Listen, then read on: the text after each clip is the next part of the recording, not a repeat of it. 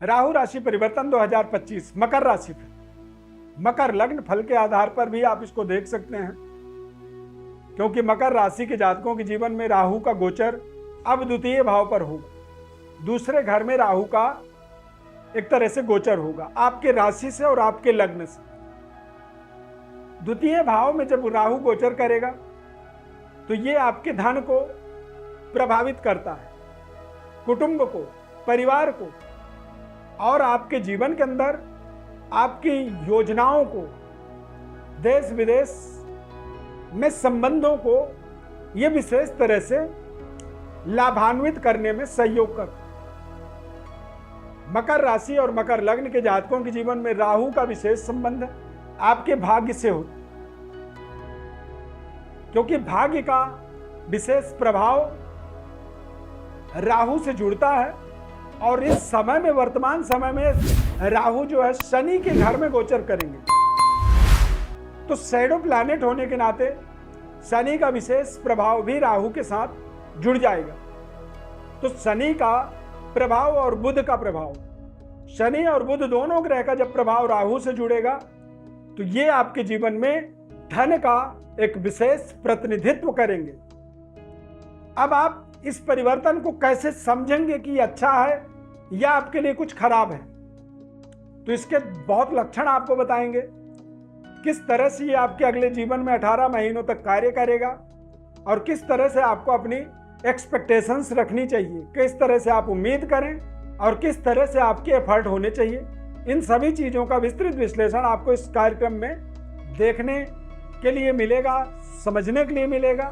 पर आप चैनल में यदि पहली बार आ रहे हैं तो आप इसे सब्सक्राइब जरूर करें, लाइक करें और हमारे साथ जुड़े रहें। मैं श्वर्विंद व्रत ज्ञान चैनल में आपका बहुत बहुत हार्दिक स्वागत करता हूं। नमस्कार, जय माता दी, जय श्री राम। इस चार्ट के माध्यम से आप देखें, राहु 18 महीनों के लिए अब कुंभ राशि में गोचर करेंगे। तो राहु जब 18 महीनों तक कुंभ राशि में गोचर करेंगे तो केतु जो है अष्टम भाव में गोचर करेंगे। राहु का द्वितीय भाव में जब प्रभाव आपके जीवन में बदलेगा तो इसका सबसे बड़ा असर आप अपने वाणी पर बदलाव देखेंगे। यदि आपकी वाणी में सुधार हो रहा है, वाणी आपका प्रिय हो रहा है, लोग आपकी बातों को सुनना पसंद कर रहे हैं, मतलब इसका फल आपको बेहद शुभ मिलेगा।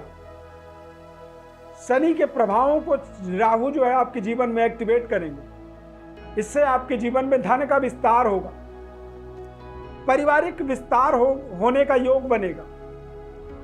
यानी कि आपको अपने जीवन में संतान की प्राप्ति हो सकती है, या फिर आपके परिवार में नए शिशु, नवजात बच्चों का जन्म हो सकता है, या फिर परिवार में किसी ऐसे व्यक्ति की शादी होगी।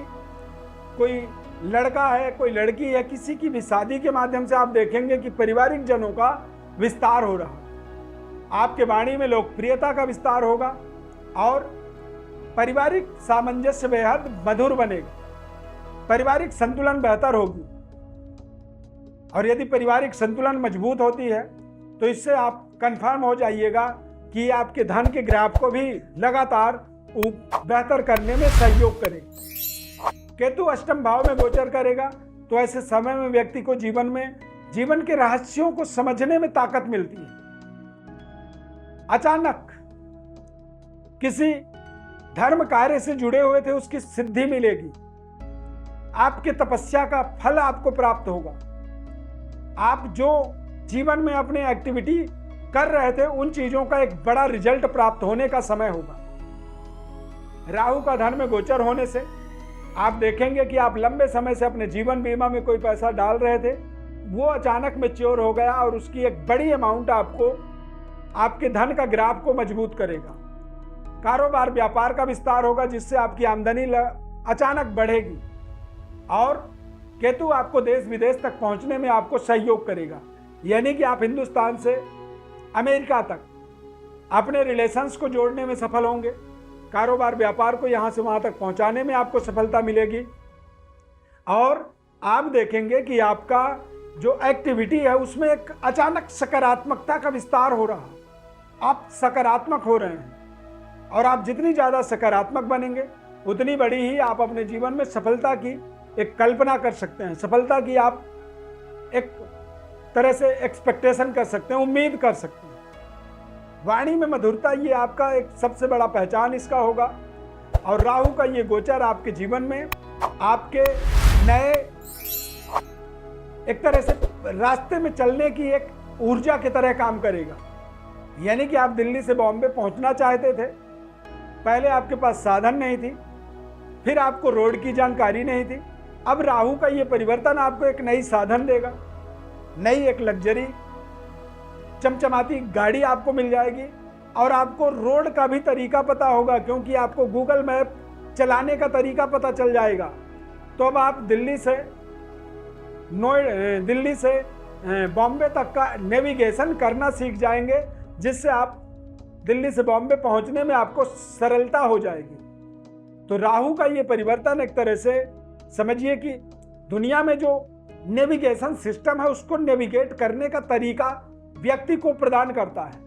और यदि आपको एक नया तरीका मिलता है तो वो आपके जीवन में एक बड़ी डेवलपमेंट की ओर आपको पहुंचने के लिए, वहां तक जाने के लिए एक आपको पैरामीटर सेट कर देता है। जब आपको पता हो कि भैया आप इतनी दूर तक जा सकते हैं, या आपको पता हो कि भैया आप इतने बड़े कॉन्ट्रैक्ट को साइन कर सकते हैं, इतनी बड़ी टेंडर आप ले सकते हैं, और उतनी बड़ी यदि टेंडर भी मिल जाए तो आप समझिए कि सोने पे सुहागा।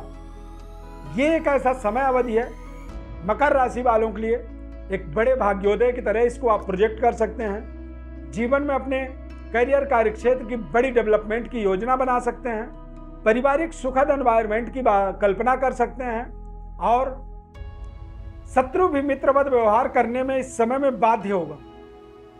जब व्यक्ति की तरक्की लगातार होती चली जाती है, जब शत्रु से भी आप कमजोर थे तो शत्रु आप पे हावी होने का कोशिश कर रहा था, लेकिन जब आपकी अब दायरा शत्रु से कई गुना विस्तृत हो जाता है, कई गुना आप शत्रु से ज्यादा ताकतवर हो जाते हैं, तो जो पुराना शत्रु था अब वो भी आपके सामने शरणागत हो जाता है, हाथ जोड़ लेता है कि भैया हमें भी अपने साथ रख लो, हमें भी तरक्की का एक नया रास्ता दिखाओ, और हमारे जीवन में भी पुरानी बातों को आप भूल जाओ और नए सिरे से एक नई फ्रेंडशिप को आगे हम बढ़ाने के लिए तैयार हैं। तो इस तरह का एक बड़ा परिवर्तन इस राहु के राशि परिवर्तन को आप अपने जीवन में मेजर कर सकते हैं, इसे आप एक तरह से देख सकते हैं। ये परिवर्तन आपके जीवन में सबसे बड़ा जैकपॉट, भाग्योदय, कार्यों में सिद्धि और आपके तपस्या का फल प्राप्ति करने वाला एक समय हो।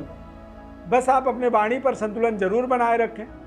कई बार आप देखेंगे कि अचानक जब तरक्की होती है, उन्नति होती है, तो व्यक्ति का एक नेचर है, ये स्वभाव है कि उसके अंदर घमंड आ जाती है, ईगो, और वो थोड़ा सा ओवर कॉन्फिडेंट होकर लोगों से बात करना शुरू करता है। तो घमंड जो है नहीं आनी चाहिए। अभिमान व्यक्ति के जीवन में नुकसानदायक होता है। आपको स्वाभिमान अपना बढ़ाना है, और स्वाभिमान को बनाने के लिए बढ़ाने के लिए आपको लगातार हार्डवर्क करना होगा। पर आपके एक्टिविटी से, आपके व्यवहार से किसी को ये ना पता चले कि आप तरक्की कर रहे हैं, या आप ओवर कॉन्फिडेंट हैं, या आप किसी भी तरह से मदमस्त हैं। तो इस संतुलन को जीवन में जरूर बनाए रखें। माता की प्रसन्नता का ध्यान रखें। माता लक्ष्मी की विशेष कृपा की प्राप्ति के लिए आप प्रयास करें। दैवी आराधना ऐसे समय में करनी चाहिए जो व्यक्ति के जीवन में चिरकाल संरक्षित उपलब्धियों को जोड़ने में सहयोग करते हैं। विस्तृत विश्लेषण और अपने बारे में जानना चाहते हैं, समझना चाहते हैं, चूंकि एक बहुत बड़ा जैकपॉट की तरह परिवर्तन हो रहा है, तो आप हमारे व्हाट्सएप पर बस डिटेल्स लिख करके भेजें। हम या हमारी टीम के द्वारा आपको विस्तृत विश्लेषण बताएंगे, हम निःशुल्क रूप से।